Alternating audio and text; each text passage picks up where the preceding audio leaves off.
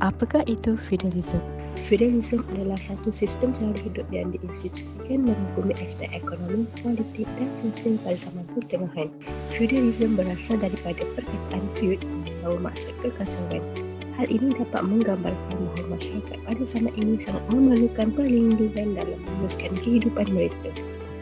Feudalism ini telah berkembang dan bertapak di Eropah Barat selepas kerubuhan Empire Rom pada abad ke-5 Masihi. Zaman pertengahan bermula selepas Eropah mengalami zaman gelap yang dicirikan oleh perpecahan politik, kemerosotan ekonomi, sokongan agama Kristian dan serangan daripada orang Gaza. Di dalam zaman pertengahan tersebut, munculnya sistem feudalism di Eropah Barat pada abad ke-9 Masihi hingga abad ke-15 Masihi, dan ini yang berkembang ke Empire Byzantine dan seterusnya dengan tamadun yang lain.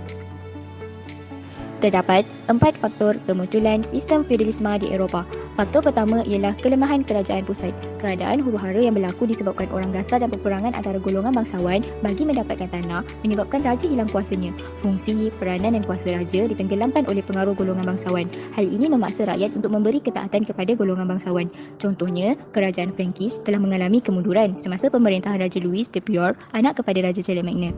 Dalam pemerintahan kerajaan Raja Louis ini, berlakunya peperangan saudara dan pemberontakan sehingga Raja Louis tidak berjaya melindungi rakyatnya sendiri. Faktor kedua ialah keperluan mendapatkan perlindungan. Berkesinambungan dengan faktor pertama tadi, rakyat yang tinggal di kawasan perbatasan dan sepadan jajahan secara sukarela tunduk dan memberikan taat setia kepada golongan bangsawan yang menjadi wakil kepada raja, dengan harapan mendapat perlindungan daripada musuh. Bagi mereka, keselamatan diri adalah lebih penting daripada kebebasan. Dengan itu, mereka juga bersedia berkhidmat sebagai tentera di samping menjadi petani kepada golongan bangsawan yang memegang tanah. Faktor ketiga ialah pengaruh Empire Rom. Terdapat 2 amalan yang diamalkan Empire ini yang mendorong kepada sistem feudalisme di Eropah. Semasa zaman akhir Empire Rom, golongan bangsawan yang berpengaruh telah mengambil alih pentadbiran tempatan, keadilan dan kuasa mengutip cukai. Oleh hal demikian, petani terpaksa membayar cukai kepada golongan bangsawan.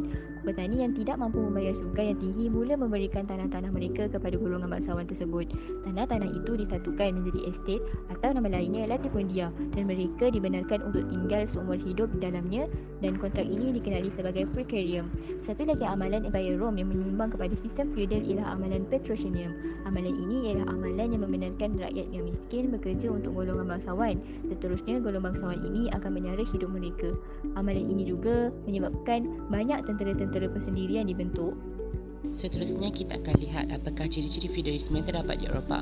Ciri yang pertama adalah kedudukan raja pada masa itu. Raja ini terletak pada kedudukan yang paling tinggi dan susah lapis masyarakat di Eropah. Raja ini memegang peranan beliau dengan menyediakan tanah kepada pegawai utama atau khan bagi menguruskan tanah tersebut. Raja juga mempunyai kuasa feudal yang terbesar dalam sebuah kerajaan tersebut. Sebagai contoh, beliau ini merupakan pemilik kepada tanah serta pengubah undang-undang. Raja ini tidak mempunyai kuasa mutlak kerana beliau perlu berkongsi kuasa dengan golongan bangsawan yang lain. Ciri kedua adalah pemilikan tanah. Tanah ini menjadi kepada punca kekuasaan dalam politik, ekonomi dan sosial. Beliau ini mempunyai kuasa ke atas tanah. Beliau juga turut menentukan jenis tanaman yang diusahakan. Golongan petani juga perlu membayar cukai kepada lord sekiranya mereka enggan, hukuman akan dikenakan kepada mereka. Ciri yang seterusnya adalah sistem manorial dan aspek ekonomi. Tanah pada ketika ini menjadi kepada punca kekuasaan dan kekayaan pada masa itu. Sistem manorial ini giat digunakan pada abad pertengahan. Pelbagai kaedah tanaman yang digunakan dalam sistem manorial ini antaranya ialah sistem tanah lapang. Sistem yang dibawa ini mampu membawa kepada manfaatnya tersendiri.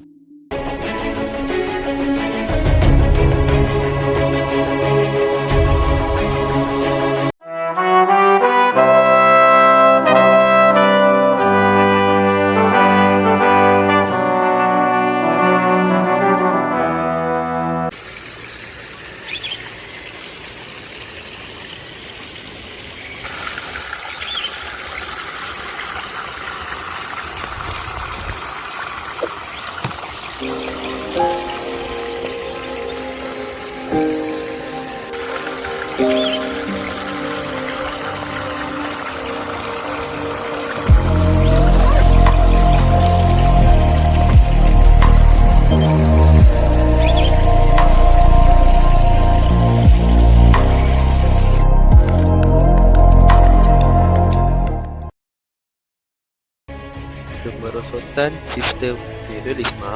Yang pertama ialah berlakunya perang salib. Perang salib merupakan siri peperangan yang paling utama dalam konteks permusuhan di antara orang-orang Islam di Asia Barat dengan orang-orang Kristian di Eropah.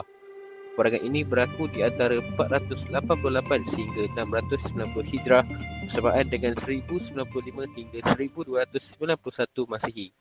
Kedudukan masyarakat Islam pada masa itu di Asia Barat telah bertapak kukuh di bawah naungan kekuasaan kerajaan Turki Uthmaniyah, manakala bagi masyarakat Kristian di Eropah, mereka ini dilihat masih kuat terikat dengan institusi gereja di bawah kawalan Popek.